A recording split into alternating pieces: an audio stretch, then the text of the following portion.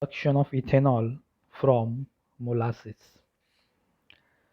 There are several different types of raw materials that can be used for the large scale production of this industrial alcohol, that is ethyl alcohol, which has got several uses in several industries, right from food industry to different chemical industries, paint industries, textile industries, and largely ethyl alcohol is used as a solvent and for the preparation of different chemical mixtures. So there are different types of crude raw materials that can be used for large scale production of ethyl alcohol. First we'll discuss production of ethyl alcohol from blackstrap molasses. As we understand that blackstrap molasses, it is a waste which is obtained from sugar industry. So after the extraction of sugar from sugar beet or sugar cane, whatever the residues waste which are left behind, it is called as molasses. So production of ethyl alcohol from molasses. The producer organism for ethyl alcohol is yeast, that is universally used as the producer organism yeast. It is associated with high productivity.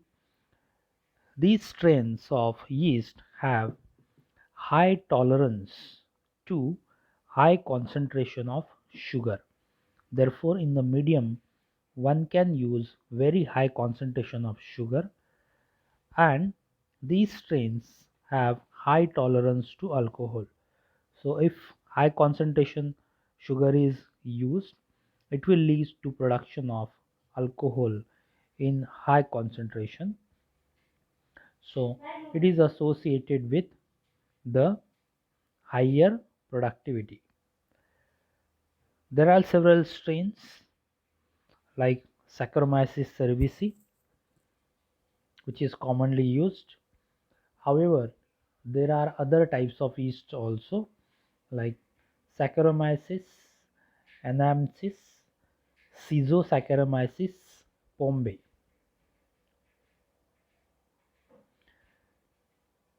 Then the first step is the preparation of inoculum. We can call it as seed culture or starter culture. A starter of large volume is required to inoculate.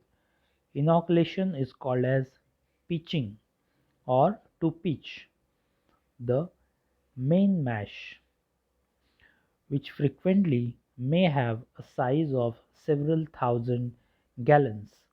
So depending on the final size or capacity of production tank, according to that 5% of that starter is generated, and accordingly the size of inoculum development tank is decided or it is based. For example, 10 ml of wort. Wort is the mash or the medium which is to be used for the development of inoculum. So this wort, sterile wort, is inoculated from pure culture of yeast, which is which is generally preserved on sterile malt agar. After incubation for suitable period, usually 18 to 24 hours with aeration, continuous supply of air or oxygen at temperature of 25 to 30 degrees Celsius. This temperature is dependent on the strain of the yeast which is used. So in general it is 25 to 30 degrees Celsius. However, there are also strains which requires temperature of 15 to 20 degrees Celsius also. So it is incubated with aeration and agitation.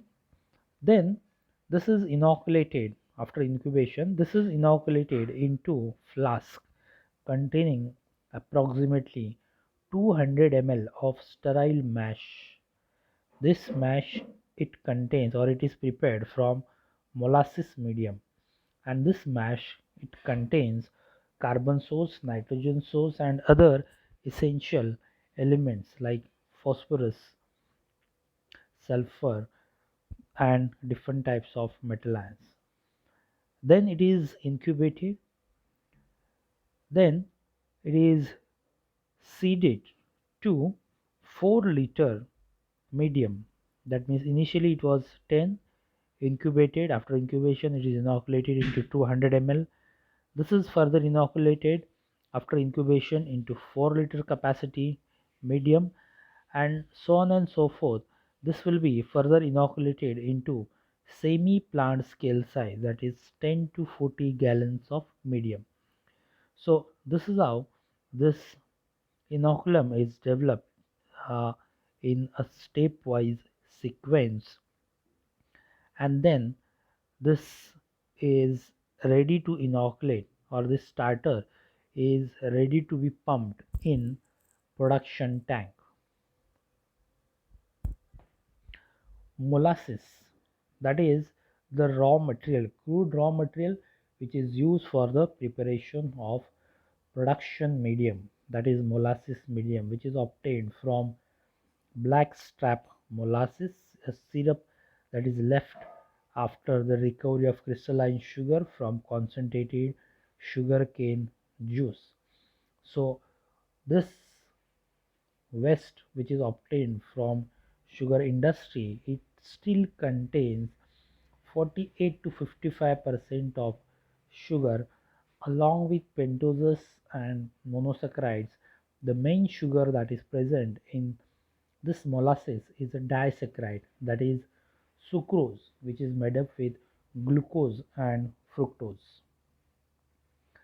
There are different types of molasses like high test molasses, which is an evaporated sugarcane juice that contains 78% of total sugar. Important factor in the preparation of this medium is to adjust the sugar concentration. So approximately the sugar concentration is 10 to 18%. So a variety of yeast is selected which can tolerate very high concentration of sugar. If it is too high than the capacity of yeast, then the adverse it will there will be an adverse effect on yeast. So yeast cells, due to molasses, due to osmotic shock, they may not be able to synthesize the proper proper concentration of alcohol, or the ethanol produced may inhibit the action of yeast. So both those types of adverse effects are there. The yeast cells may not tolerate high concentration, or if it tolerates, it may not tolerate the high concentration of alcohol. The fermentation time is prolonged. There will be much more time required for the formation of ethanol, and there will be presence of residual sugar also, which is not utilized. If it is too low, then the process becomes uneconomic. Therefore it should be optimum. It depends on the characteristic of yeast. Generally it should be 10 to 18%. The concentration of sugar in wort is usually determined by means of Balling hydrometer. So this Balling hydrometer, this is an equipment which is used to measure the concentration of sugar in Balling degrees. It is an instrument that gives approximate percentage of sugar at 15 degrees Celsius, and that type of equipment is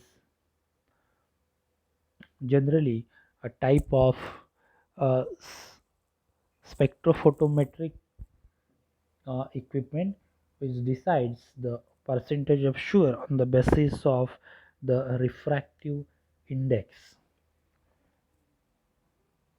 There are other ingredients that must be present in molasses medium.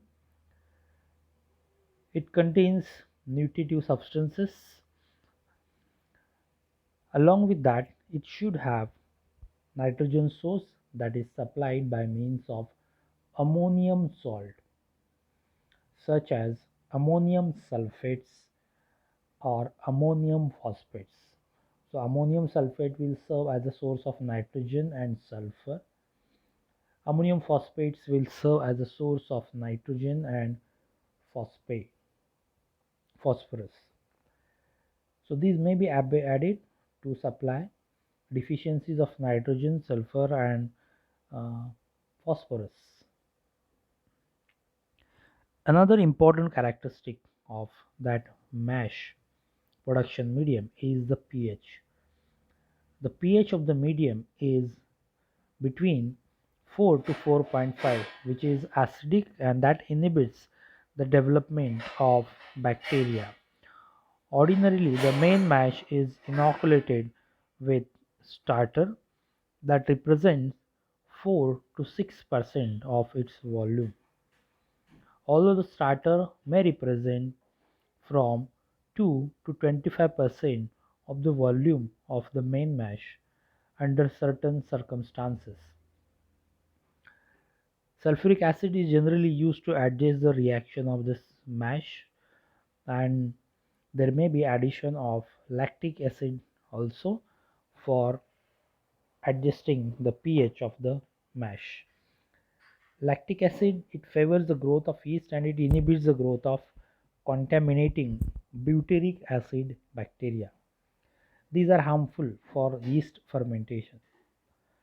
So as the substitute of addition of acid, the mash may be inoculated with lactic acid bacteria prior to alcoholic fermentation.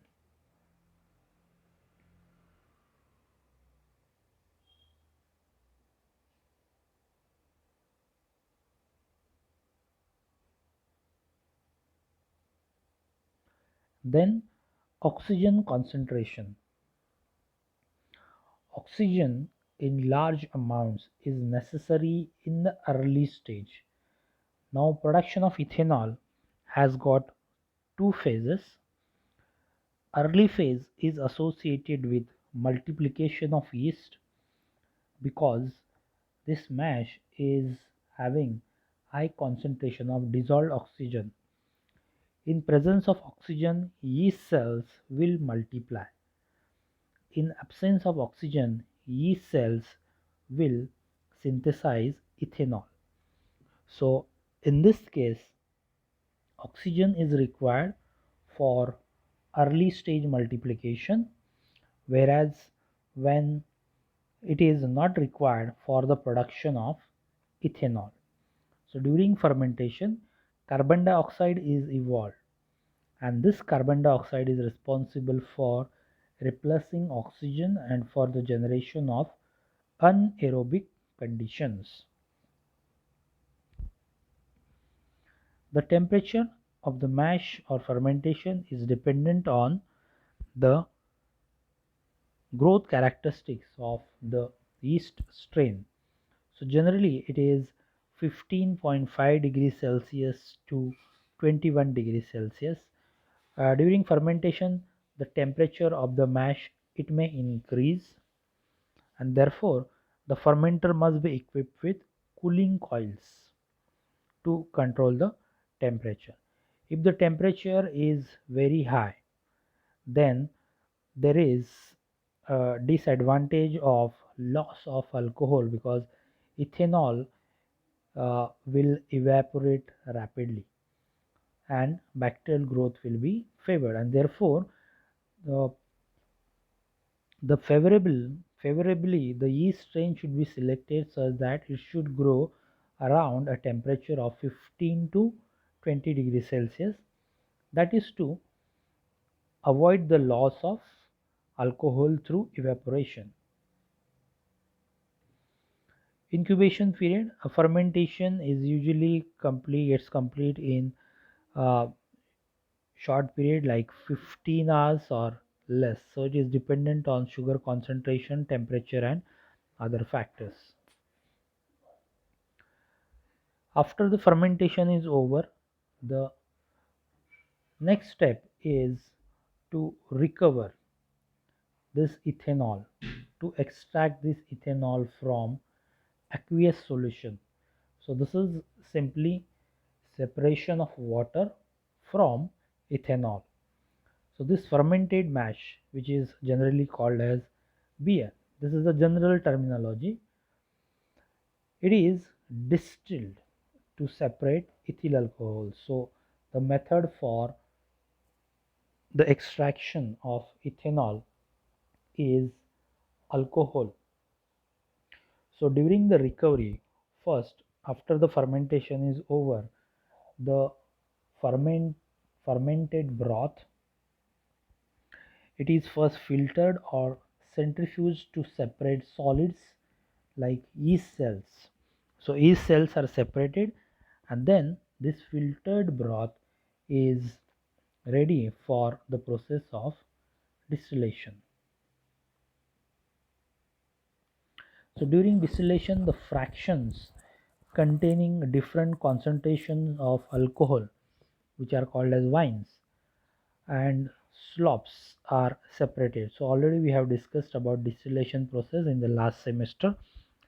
So these fractions containing approximately 60 to 90% of ethyl alcohol are called as high wines. So distillation is continued till the fractions show the presence of ethanol. After that, all the slots are mixed with each other, and then they are further concentrated to 95% of ethanol by further distillation. The solids from the slops may be concentrated by heating treatment, and they are used as fertilizer constituents as they contain potassium and phosphate. This is very important because this is the waste which is generated from this ethanol fermentation. So this waste is concentrated and it contains potassium and phosphates in order to, so it can be used as a fertilizer. The final yield of ethanol, the common yield from blackstrap molasses, amounts to approximately 90% of theoretical on the basis of fermentable sugars. Then the final treatment, it involves ethyl alcohol may be further purified, dehydrated, or denatured depending on its application. So if it is its application in chemical industries or in laboratories, it is denatured. It is mixed with several other chemicals also. It may have use as an additive in beverages like different alcoholic beverages, then it is not denatured. So 95% ethanol is with or without denaturant. Absolute alcohol is about 99% ethanol. Absolute alcohol. Anhydrous denatured ethyl alcohol means it is 100%. That means it is water free, 100% free from water. So these terminologies you need to remember. Absolute alcohol is 99% and anhydrous alcohol is 100%. So likewise, there can be use of other substrates that are used as a raw material for the production of ethanol. One such raw material which is obtained from cheese industry is whey, or we can call it as cheese whey. So ethyl alcohol, it can be produced from cheese whey because this cheese whey, it contains lactose and proteins.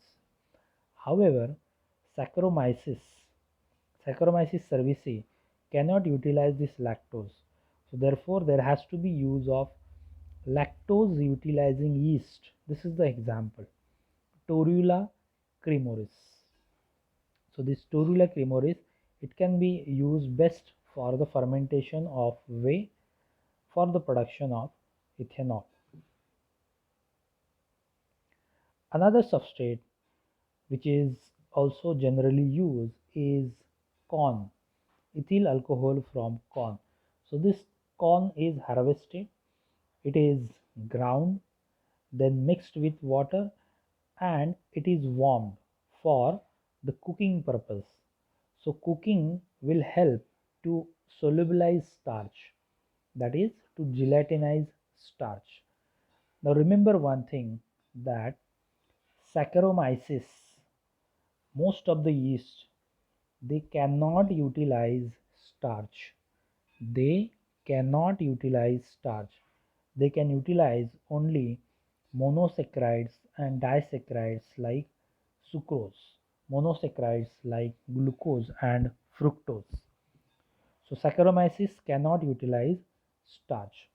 Still, corn can be used for the preparation of the medium for the production of ethyl alcohol. So this is the medium that contains starch. Then this medium requires a pre-treatment. That pre-treatment is to convert starch into fermentable sugar, that is dextrose or glucose. So what is that pre-treatment? So this material is heated at 60 degrees Celsius and then it is mixed with barley malt.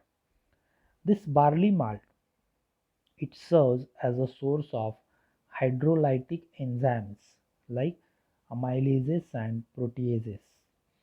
And these amylases from barley malt are responsible for degradation of starch into glucose, maltose, and dextrins. So starch is converted to fermentable sugar like glucose and maltose. It also supplies proteases that causes the breakdown of protein material. So this is called as a softening of a mixture, which is caused by barley malt.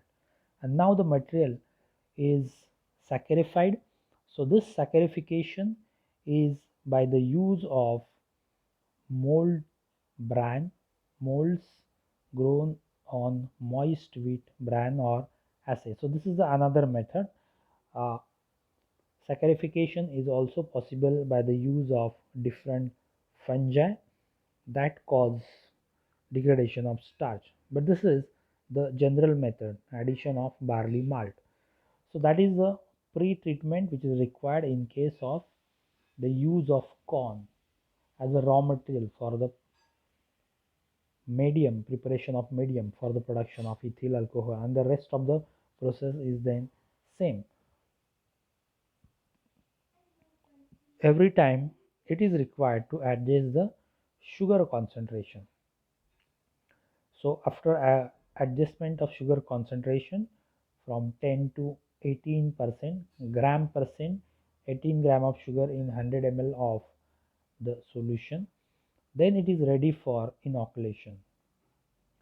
So the alcohol manufactured from corn is considered to be specifically desirable for certain uses on account of its freedom from foreign odors and flavors, and therefore this type of alcohol is very useful for the making of perfumes, flavoring extracts, and high quality medicines. Likewise, another raw material is dehydrated sweet potato. So potato, again, it is a rich source of starch and therefore it will need a pre-treatment from barley malt. So saccharification with barley malt is done first and then it is ready to be used for the inoculation by Saccharomyces. Sulfite waste liquor is another waste which can be used for the preparation of medium. It is a waste which is obtained from paper and pulp industry where The raw material is pulp which is prepared from wood, and then this will undergo pulping process, and this wood is cut into small chips. It is digested with using chemical like calcium bisulfite under very high heat and pressure at a temperature of 140 degrees Celsius, and then this cellulose pulp, it is digested. So whatever the liquid that remains after the partial digestion of this cellulose, that is that liquid which remains, solid part is separated for the preparation of paper, and whatever the liquid which remains after the pressing process, it is called as sulfite waste liquor because it contains sulfite. So the composition of sulfite waste liquor, it is rich in different constituents, nutrients like lignin, carbohydrate, protein, resin and fats, sulfur dioxide, then calcium oxide. So it contributes 50% of sugar, glucose, 15% of mannose, 8% of galactose, and 26% of arabinose. So it is possible to use this sulfite waste liquor for the preparation of, but this liquor, it is inoculated with yeast. It is not necessary to it is necessary to remove or neutralize sulfur dioxide. So that is very important because sulfur dioxide is a sterilizing agent that kills the cell. So this sulfite based liquor must be processed to remove SO2. So it is through direct neutralization by chemical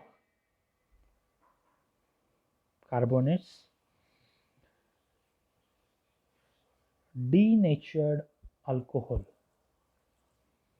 This is a denatured alcohol is a type of ethyl alcohol preparation which is not fit for the consumption process. So denatured alcohol is ethyl alcohol to which denaturing materials are added, and it is unsuitable to be used in uh, drinks or beverages. So it is not suitable for drinking purpose. Denatured alcohol may be completely denatured or specially denatured, and these are used in as antifreeze agent in alcohol lamps, in insecticide powders, and for many other purposes. Methyl alcohol, benzol, pine tar, vinegar, and ethyl ether are some of the examples of denaturants which may be added to ethyl alcohol to make it specifically denatured. Another important part in ethanol fermentation is the byproduct of ethanol fermentation. So whatever the remains apart from ethyl alcohol, there are several other things which are formed or which are left behind during after ethanol fermentation, and they have several uses. So these byproducts are divided into three categories. One is carbon dioxide, second one is the remaining yeast, and distillery effluent. Carbon dioxide, which is generated by the yeast, is separated or collected in a closed system. It is generated in large quantity, and this is used or it is liquefied and converted into dry ice. So dry ice has a wide commercial use. It is used in soft drink industry. This carbon dioxide is very useful for the sparging of beverages like cold drinks. Second, the insoluble material which remains after the centrifugation or filtration are yeast. So this yeast biomass These are considered as single cell protein. So whatever the yeast biomass which is left after the filtration, it can be used as an animal feed. It is called as fodder yeast. So that increases the protein concentration in the animal feed. So due to it has a high concentration of protein, vitamin and other essential elements. Third type of important category of byproduct is fusel oil. So fusel oil is formed in very less percentage, that is 0.1 to 0.7% from the distilled spirit. So this is generated after distillation process. So this fusel oil, it is a mixture of amyl and isoamyl alcohols, mainly isobutyl and normal polypropyl alcohols. It contains traces of acids, esters and aldehydes.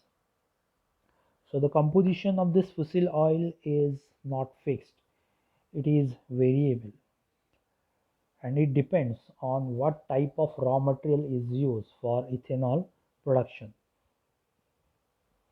Fusel oil, which is a mixture of solvents, it is used as a material in the polishing polishing solvent. It is used in the material of which are used for polishing. And the fourth type of byproduct generated is distillery spent wash.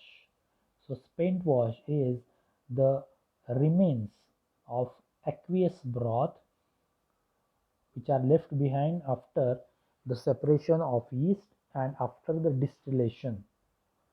So this acts as a good source for potassium salt. It has a residual concentration of potassium and therefore it is the main source for the manufacturing of potassium fertilizer.